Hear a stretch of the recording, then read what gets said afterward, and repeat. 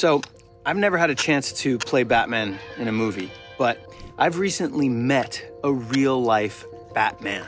Merlin Tuttle, who is the world's leading expert on bats and founder of Merlin Tuttle's Bat Conservation. Here on the land, we're not only creating habitat for Tallulah here and other animals, but also plants and insects, and in particular, bats. Up here, I've installed a bat box, and today we're gonna hear about how they play a vital role behind the scenes. Merlin's been studying these fascinating creatures for over 65 years, and let me tell you, what he's about to share with us will completely change the way you think about bats. So, what do you say, y'all?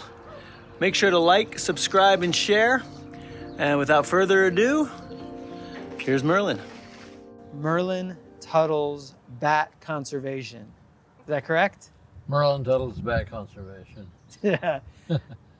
I appreciate branding, and that is the best branding I've ever heard. Like, who wouldn't want to know more about what you're doing? So when I heard that you agreed to sit down and talk to me, I was very excited, not only because it seems like you have a wealth of knowledge and you've been doing this for how long now? Almost 65 years. Well, there you go. Let's start at the beginning. 65 years ago, you decided to do bats. Why? Bats just happened to live in a cave near my home, and I was always interested in wildlife. From the time I was 2 years old, I was raising monarch caterpillars in windowsills. I was collecting pocket gophers and making pets out of them by the time I was 9. I was studying shrews by the time I was 10. And by the time I was about 15, I got interested in bats because there was a cave near my home that housed a colony of endangered gray bats. And so I got an introduction kind of the hard way. I knew they were in this cave, but I didn't know exactly where. And I followed their droppings on the floor so that I could tell where they were going, and crawled through a little passage about this big around to find the room where they were roosting in, and there were several thousand in that room. Well, as I entered with my headlight, naturally they panicked because they're used to humans trying to kill them. And they all tried to get out at once, and I was blocking the hole. Oh, no. So I had bats crawling down my neck, up my sleeves. I didn't dare move for fear of killing one. And yet, in all that turmoil and bats all over me, I never got bitten by a single bat. They were very gentle, and I was very impressed with them. And as I came back to look at them later, more carefully, I figured out that they were coming only in the spring and fall, but apparently they hadn't read the books. The books all said that they lived in one cave year-round. And so I got my mom to drive me to the Smithsonian to talk to the guys that wrote the books, and explain to them that these bats only came in the spring and in the fall, and that said to me that they must be migrating somewhere. And that wasn't common knowledge at the time? No, the common knowledge was that they lived in one cave year-round. Wow. So what strikes me is, well, obviously you're really intelligent, very curious, but you're very sensitive as well. The fact that you were in such a vulnerable moment where they were flying at you, must have been hitting you and crawling on you, and yet your first thought was, I don't want to hurt them. So you seem like you have a really, you want to protect them. You have a sense of care. I never had any belief to begin with that they would attack me. A lot of people, unfortunately, are instilled with those kinds of false attitudes long before they meet a bat. So when they meet a bat, the bat may be coming in hot pursuit of a mosquito, and the person sees the bat approaching and runs for the house before he finds out that the bat is after a mosquito, and then runs in, slams the door, and says, oh boy, I'm sure lucky. I just barely got here ahead of that attacking bat. And I even had a guy in Wisconsin that got scratched on a rose bush on the way to the house, and he was going to get his rabies vaccination because he had been clearly attacked and bitten by a bat. I took a look and reconstructed the scenario to show that he was actually only scratched by a rose bush. So bats are not aggressive towards humans. Bats are so rarely aggressive toward humans that in 65 years of studying them in 45 countries worldwide, I've yet to be attacked by the first bat. I've yet to see the first fierce bat. So rare, if not non-existent altogether.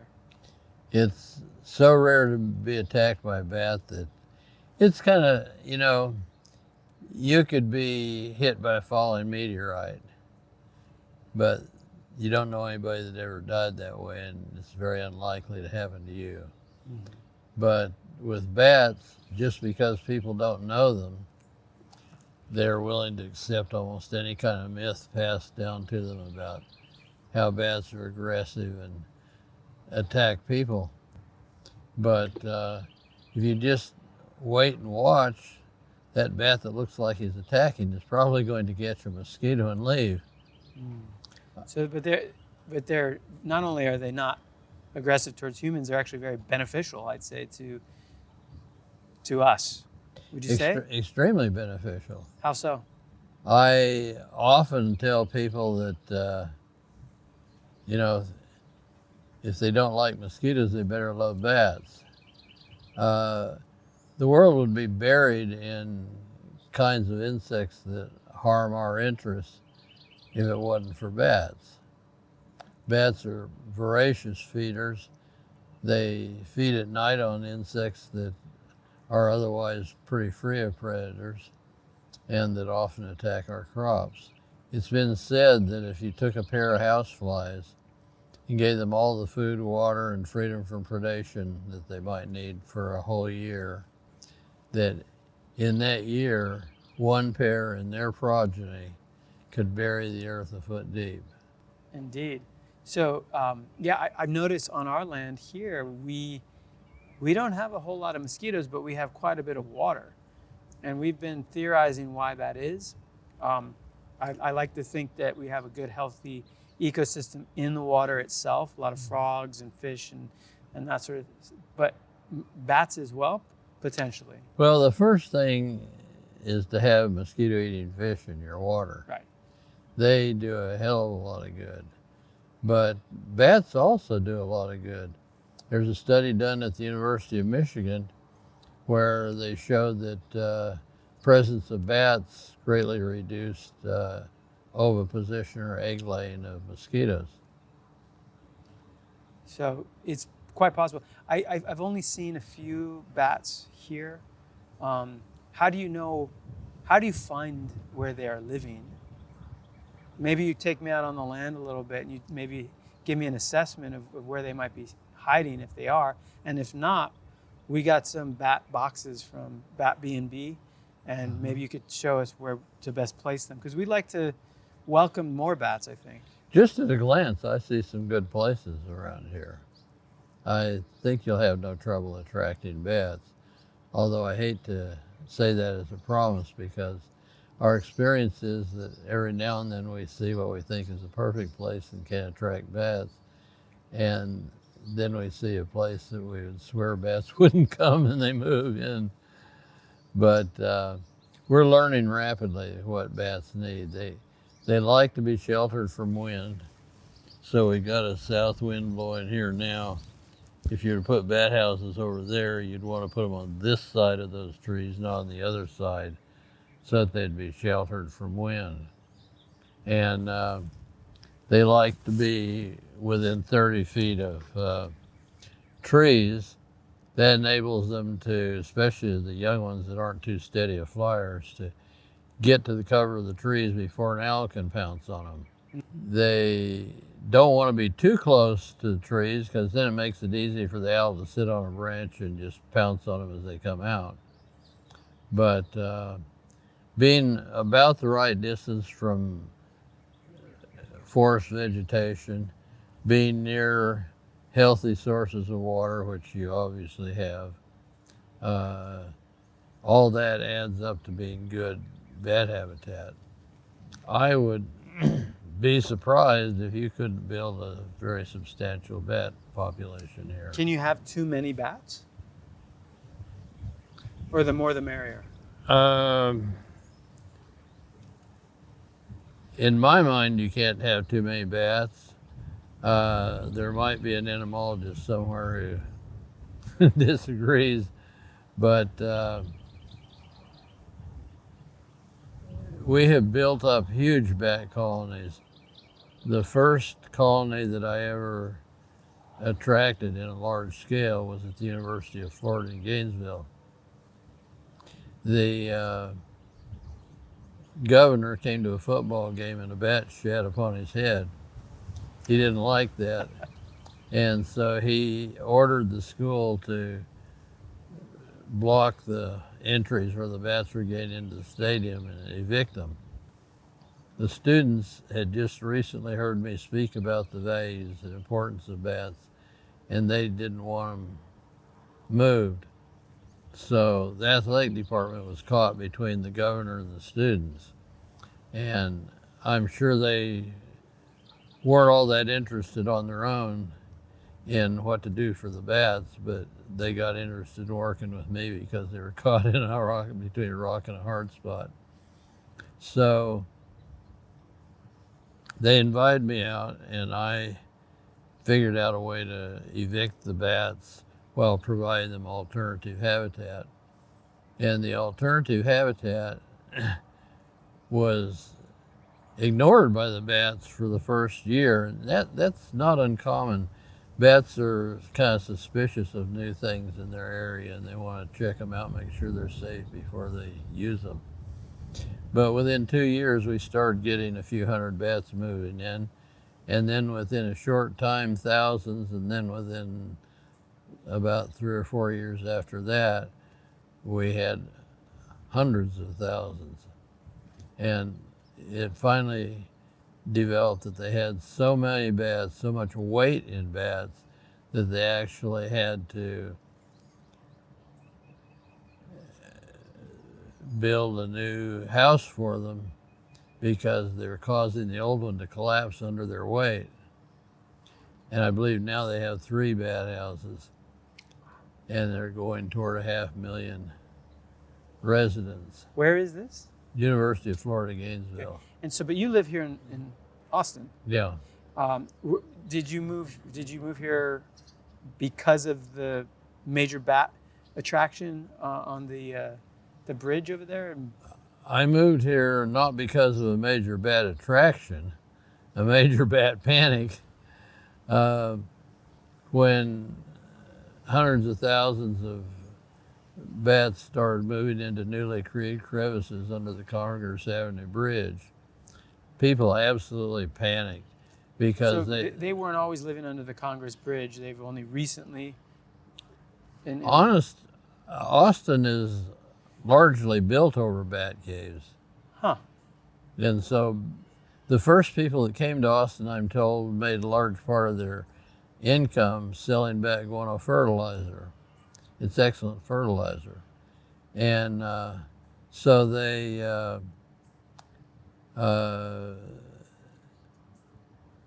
did very well with the bats, but then as the city started expanding, we started building over the tops of bat caves, and the bats lost a lot of their roosting habitat. They still had plenty of place to eat, but they didn't have much place to live. And so when the Congress Avenue Bridge was remodeled, they accidentally created perfect bat habitat.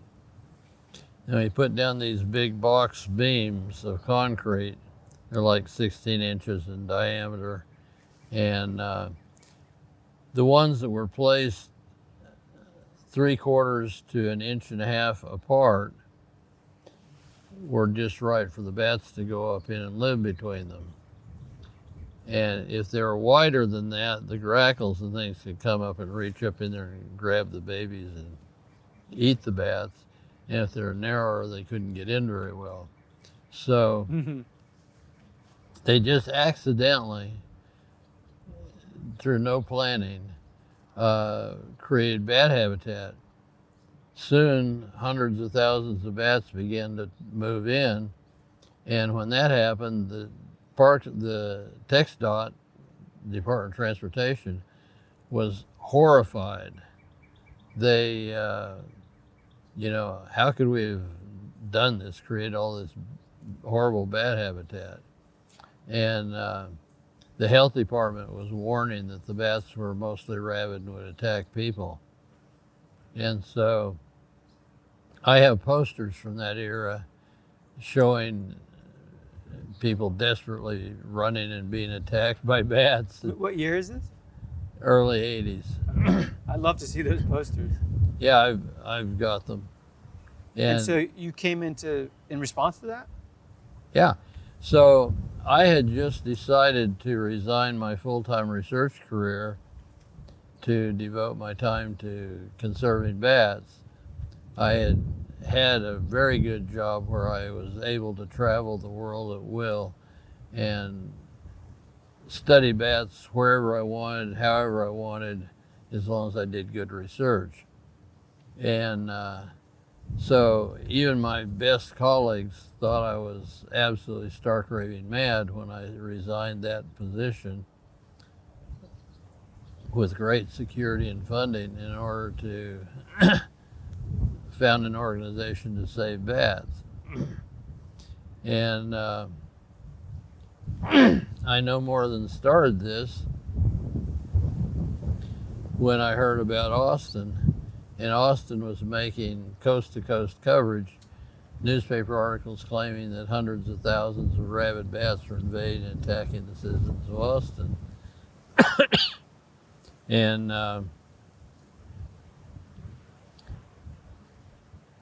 this certainly was boding very badly for my efforts to convince people that bats weren't dangerous. So I came down to have a look, and I concluded that this is a gold mine of opportunity. And I moved personally, and I moved my newly founded conservation organization to Austin to help educate the city to the fact that it had a gold mine, not a treacherous danger. And the gold mine is, what value does it bring to the city? Once we got people over their fear of bats, they became a huge attraction. Yeah. And millions of people come to Austin specifically to see the bats. They come from all over the world to enjoy our bat flights. Bats are our most famous citizens now. And Is the city actually investing money to protect them and take care of them now, or are they just letting them do their thing and it's just naturally? They're mostly preventing things that would knowingly harm the bats. I wish they would do more to help the bats, but we're working on that. You heard a lot of claims in recent years about bats going to give you Ebola or MERS or SARS or COVID. There's actually no evidence whatsoever that those diseases came to people from bats. So what other positive yields do bats give to a community, to the city, to the land? You mentioned early days in Austin that this was a hotbed for guano, which is bat poop. Right. And they would harvest it and sell it for fertilizer. Does Austin City harvest all the guano, or what happens to the guano in those bridge caves? I think it was harvested by private landowners, but it was certainly valuable. And these bats do much more than we're aware of. We're aware now that they're worth many millions of dollars a year, but they're worth far more than we've yet documented. For example, a study that I first gained funding for showed that our free-tailed bats every spring fly thousands of feet above ground to intercept billions of migrating insect pests, things like corn earworm and armyworm moths. And just one bat can catch enough of those moths in a single night to prevent them from laying several thousand eggs. Each moth can carry 500 to 1,000 eggs. Wow. So if a bat, one of these bats can easily eat 20 or more female moths in a night, and if you add that up, that's an awful lot of eggs prevented from being laid on Texas crops. And so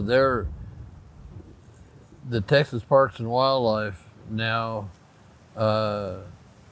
reports that they're conservatively estimated to be saving Texas farmers $1.4 billion annually.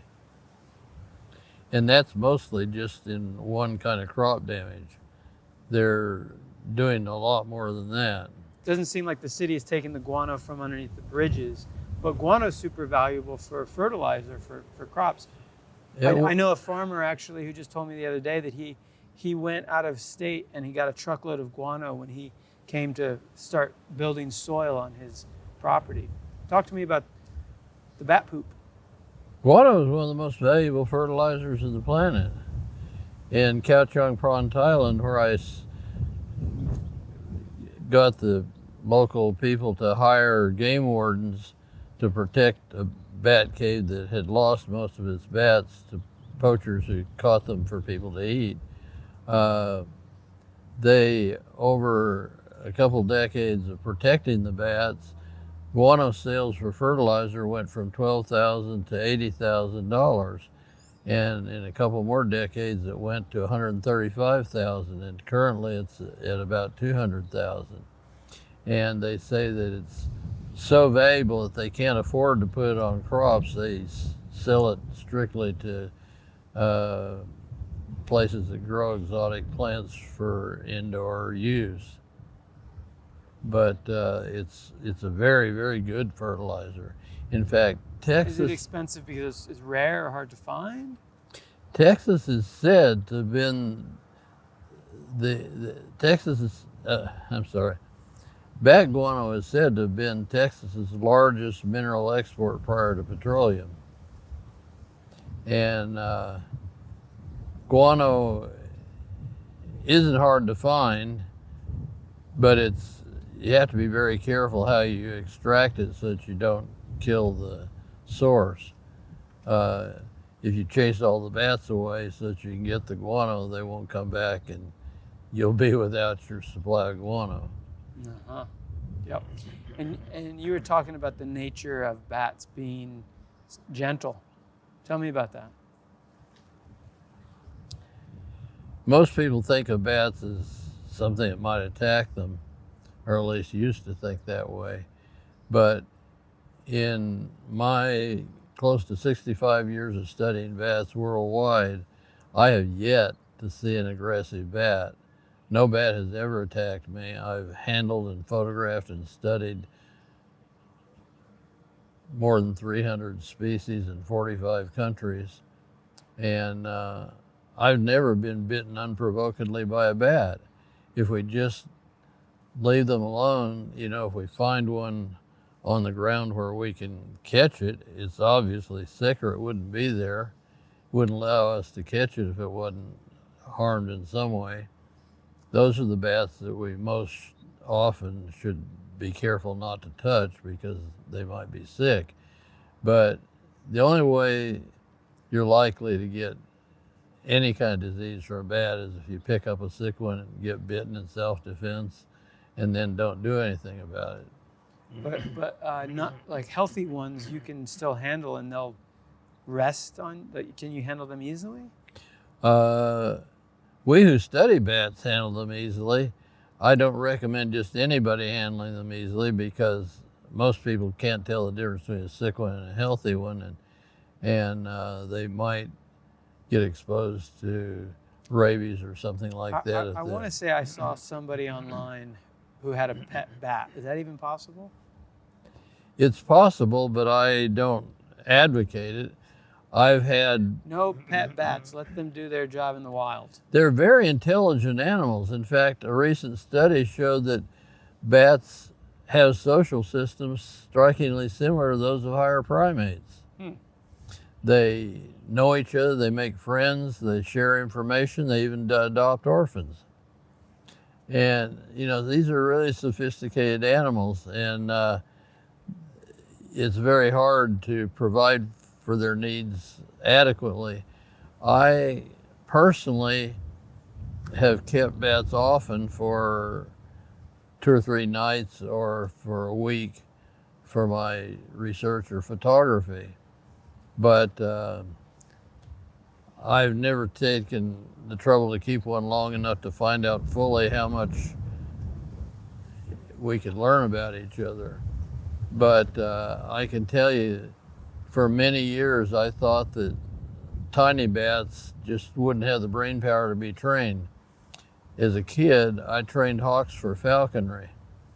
And so I knew the basic principles of training. And in high school age, I started trying to train bats and found that bats are incredibly bright. I could teach a bat to do as many or more things probably in an hour as you could teach a smart dog. They'll come on call, go where I point. Wow. Many of the great pictures I have of bats doing spectacular things I was only able to take because I knew exactly where they were going to go because they'd go on command. Oh, that's incredible. I had no idea. Yeah, they're very, very intelligent, but it usually only takes me a night or two to train one to do whatever I need for the picture I need or the research I have to do. And so then I release them after that, back where I found them. I've often wondered just how much we'd learn if I could keep one for a month or 2 or a year to interact with it. But there are bats that have been orphaned in Australia where their mothers hit a highline wire with their 4 or 5 foot wingspans and get electrocuted, but it doesn't kill the pup on the mother. So rehabilitators come and get those and hand rear the babies. And there's actually a case where a woman, her name was Merlin Tuttle, she hand reared one of these orphan pups and then gradually released it to the wild in her backyard. And when she did that, it migrated with the other bats south for the winter.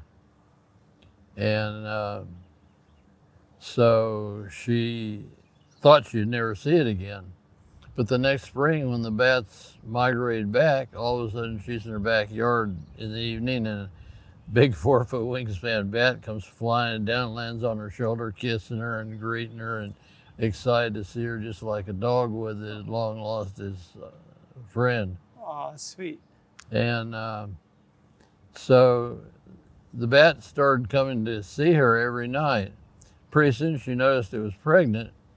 And these bats, when they give birth, they're worried about pythons and things eating their pups if they leave them in the tree roosts where they stay in the daytime. So they usually move their pups to another location when they go out to feed and then leave a few mothers to babysit. And this mother then, instead of doing that, she would bring her pup back to the woman who reared her and let her babysit for her, and then she'd come back and get her pup at the end of the evening. This is a true story. True story, validated by 2 PhD level biologists. Well, there you go. Trust the science, I guess. You said that bats are very, they're good for climate change. Mm-hmm. How can they help healthy bat populations? How can they help with the effects of climate change? One of the big things they can do, you know, we hear a lot about deforestation and how we could help an awful lot if we just planted more trees. In the tropics and subtropics, where deforestation is a very serious problem, bats are by far the best reforesters. They're by far the best dispersers of seeds in all of Africa. In fact, many of the trees for which they disperse seeds, trees like the Iroko, baobab, and others, are extremely valuable trees to humans. The baobab, which is also bat pollinated,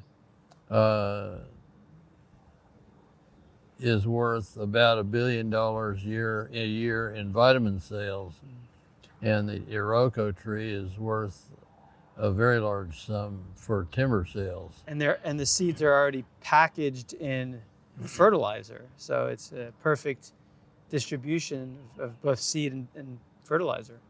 Well, a lot of plants really don't want anybody but bats messing with their seeds. So I could show you at home big monkey pod seeds. They're like, the outside covering is about almost the size of a volleyball, and it's hard, just rock hard. It's almost like a armored tank.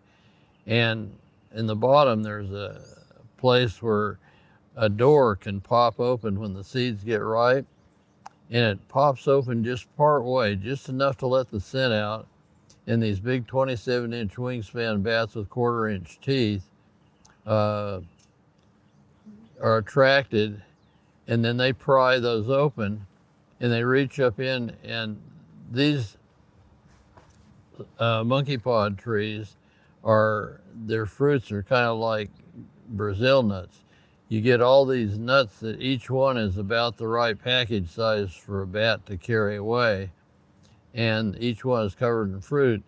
And the predators come to these trees to catch the bats as they feed. And so what happens is the bats can't stay very long, so they grab one of these quick and go away. Well, monkeys and macaws and other creatures that would like to eat the fruit don't have a chance at it because it's armor plated. Huh. The armor plating is to protect it from them. Then the bats haul it off and drop the seeds at some distance after they've eaten the fruit off of the seed. So it's symbiosis.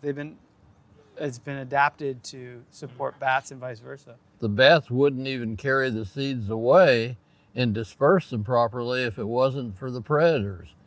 We might come along and say, oh, these predators are bad. They're eating the animals that are dispersing our favorite nut.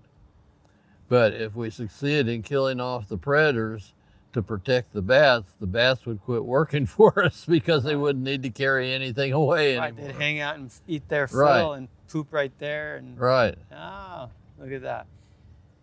See, we got to be careful for when we try and fix things, or when we Right. think we're going to make a positive difference. We don't know the negative externalities. Right. I made a little short film about the hidden economic value of natural capital, and how nature provides all this economic value to the human race without ever asking for payment in return.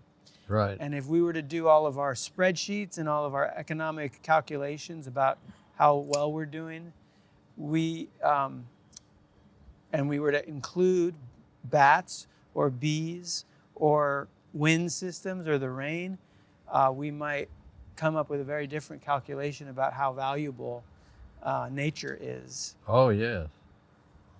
In fact, our bats in Texas, we don't see what they do by and large. It happens at night, and often hundreds or thousands of feet above our heads. However, mostly just one species of bat in Texas is worth $1.4 billion a year. And that's a conservative number because we've only studied what they do in controlling mostly one species of pest. They're eating all kinds of pests, and we're just not noticing it.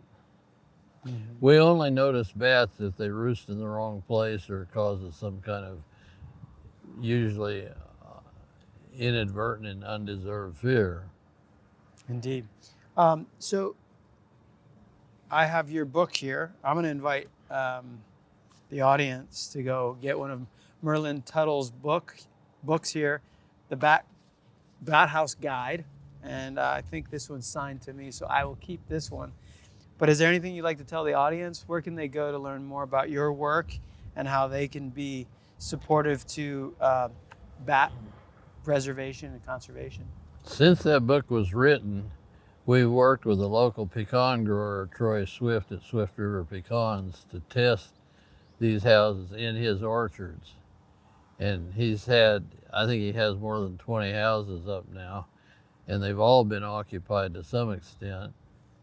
And what seems to have happened so far is that although they're all occupied at various times, they have formed groups of 100 to 200 that seem to be the central users that move among the houses now.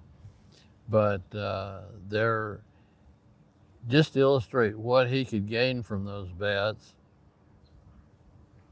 He was telling me just this morning that if one of his bats from his bat house eats just one case borer moth in a night, one female, it'll be carrying anywhere from 50 to 150 eggs.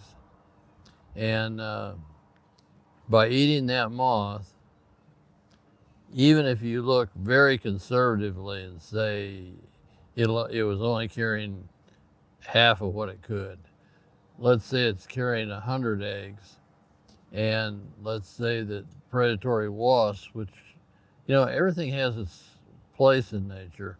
Predatory wasps help fight these moths that are a pest, keep them in balance too. But if the wasps get half of those, then we've got 25 left. And then as they hatch, each larva is likely to destroy as many as 5 pecans. And he points out that by the time the season is over, if you look at a whole bat house and say that each bat in your bat house, and he has 100 to 200 in a single house, let's say only 100 bats live in his house, and they each eat only one case bearer moth a night, which is ridiculously underestimated. Just one per night, 100 bats doing it. By the end of the season, they will have saved him 3 to 6 pounds of pecan nuts. And that's pretty substantial saving for him. Wow. You seem to, when you were growing up, be very close to nature. You just felt really connected. Do you still spend enough time out in the field and get to play? If my staff didn't keep calling me home to do real work, I'd be living in the field. I love field work. As recently as last summer, I was roping off 70-foot cliffs into caves looking for a place to film the values of bats. So one of our messages at Earthspeed is the importance of nature connection. So can you tell the audience how important it is for the human spirit and our well-being to stay connected to the earth? Well, it's certainly been important to mine from the very first. When I was 2 years old, I was telling my family when the monarch butterflies were going to hatch out of their cocoons. I'd watch them. And by the time I was 5, my dad was towing me behind him on an air tube so I could watch him looking for seashells. By the time I was a teenager, I was training hawks for falconry and terrorizing my mother by having my pet snakes get loose in the house. And So I've always been interested in nature, and I think if I had lived by the ocean, I would have become an oceanographer. I ended up at one time collecting a collection of over 100 species of mosses and liverworts, which most people would never think of doing. I'm just fascinated as hell by all living things. I reached out to Bat B&B, and they sent me a number of these bat boxes, and I was hoping you would help me find a good place for them on the land. This is Rosie. Hey, Rosie, how you doing, huh?